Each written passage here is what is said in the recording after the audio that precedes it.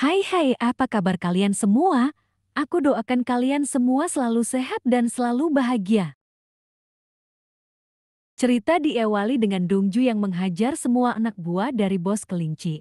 Tetapi tampaknya bos kelinci belum terima dan dia mengerahkan seluruh anak buah yang tersisa untuk menghajar Dongju. Bukan Dongju namanya kalau dia tidak bisa menghajar mereka semua, bahkan bos kelinci pun tumbang terkena pukulan Dongju. Ketika sudah selesai, barulah bala bantuan datang, tetapi semua tampak syok dan kagum karena mereka dengan mudah bisa menangkap bos kelinci.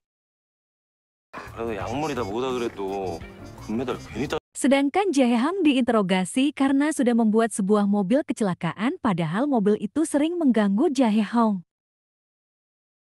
Dan kepala provos terburu-buru pergi ke rumah Hana untuk menyelamatkan Hana, tetapi sesampainya di sana justru Hana sudah menghabisi mereka semua dengan tembakan buah.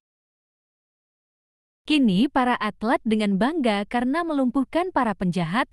Juga Dongdu kini semangatnya kembali lagi karena dengan tangannya dia bisa melumpuhkan para penjahat. Para atlet kini benar-benar dicari oleh para wartawan karena berhasil melumpuhkan para penjahat, terutama Dongju yang menjadi pusat perhatian. Dongju yang khawatir dengan Hana, maka dia membuntuti Hana, tetapi tampaknya Hana tidak senang dengan itu. Tiba-tiba pemilik toko datang dan mengancam Dongju dikarenakan mengganggu Hana. 동료 경찰이에요. 그래? Di perjalanan pulang, Dongju bertemu dengan temannya yang sudah dianggap seperti adiknya sendiri. Sesampainya di rumah Yang Gil, ibu Yang Gil menyiapkan makanan dan mereka menikmati makanan bersama. Mereka menghabiskan malam dengan bercerita. Bahkan Dongju juga memberikan buku tabungannya kepada ibu Yang Gil. Lalu Dongju mengkhawatirkan Yang Gil karena bekerja dengan mantan pelatih Dongju dulu, karena Dongju tahu kalau mantan pelatihnya ini licik. Tiba-tiba Yang Gil mendapat pesan dari mantan pelatih Dongju. 야, 어디 가? Lantas Letnan Go mengambil hati komisaris karena Letnan Go menginginkan tim khusus dengannya yang akan menangkap para penjahat. Setelah dipertimbangkan, maka komisaris menyetujuinya. 빨리 정리하고 저녁에 회식하러 가자. Kini Letnan Go sangat senang karena punya tim khusus sendiri, yaitu Hana, Jaehong juga Dongju. Lalu mereka memulai tugas mereka masing-masing. Dongju juga Letnan Go menginterogasi bos kelinci. Dongju melihat jam tangan milik bos kelinci sama persis dengan jam milik orang menabrak Dongju waktu itu. Interogasi belum selesai, tiba-tiba anak buah dari rekannya mengambil bos kelinci karena kasusnya akan diambil oleh rekannya karena itu keputusan komisaris. Sedangkan tim Letnan Go menjadi peraga alat kepolisian. Semua tim tampak kesal, begitu pula Letnan Go. Mereka hanya dibuat sebagai peraga untuk mengembalikan citra dari komisaris. Hana sangat kesal dengan komisaris, maka Hana menembakkan semua peluru dari kejauhan dan ketika tersisa satu, maka dia menembakkan ke arah komisaris. Komisaris tampak sangat kesal karena kejadian tadi, bahkan dia akan memecat Hana, tetapi kepala provos mengambil hatinya, maka tidak jadi Hana dipecat. Tetapi Hana sudah mengundurkan diri terlebih dahulu. 신형 방검복을 테스트하기야. 사전. Hana yang kesal menghabiskan waktunya untuk menembak, lalu kepala provos datang dan memberi Hana semangat, tak lupa juga memberi Hana nasihat. Lalu Hana datang dan Dongju menghampirinya. Hana yang masih kesal justru mengusir Dongju dan mengatakan kata-kata yang membuat Dongju sakit hati. 싫어? 어땠어? Rekan polisi dari Letnan Go dengan gampangnya mendapat bukti kejahatan dari bos kelinci dan menjadi terkenal, padahal yang menangkap bos kelinci adalah Dongju. Letnan Go sangat kesal dan iri. Tiba-tiba ada panggilan dari pelapor kalau ada sebuah kasus yang harus ditangani oleh rekan polisi Letnan Go. Tetapi Letnan Go mengambil kasus itu sendiri dan mendatangi tempat yang ditujukan oleh pelapor. Sesampainya di TKP sudah ada kepala provos yang akan membantu, tetapi Dongju tampak tidak senang. Tiba-tiba Letnan Go taler dan membuat Dongju kerepotan karena sebelumnya dia memakan permen dari laci rekan polisinya. Ternyata setelah diselidiki permen itu mengandung obat-obatan terlarang.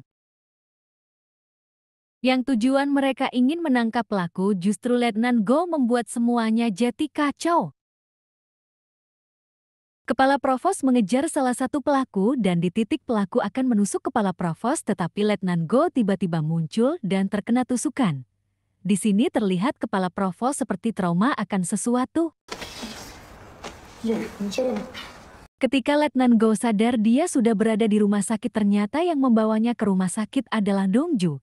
Karena macet, maka Dongju membawa Letnan Go memakai troli dan mendorongnya selama 30 menit menuju rumah sakit itu. Semua Dongju lakukan untuk menyelamatkan nyawa Letnan Go. Hana mengembalikan barang milik dari korban tabrak lari. Ya, Pak. 그렇게 맞는 사람. Terlihat di sebuah tempat yang Gil dihajar habis-habisan oleh mantan pelatih Dongju. Lalu ada seorang pria menyuruh Yang Gil menyerahkan diri kepada polisi dan mengakui kalau dia yang melakukan tabrak lari, dan bahkan seorang pria ini mengancam Yang Gil. 근데 어디가 가십시오? Terlihat mafia besar yang menyelamatkan penjahat yang mengambil dokumen dari rumah Hana.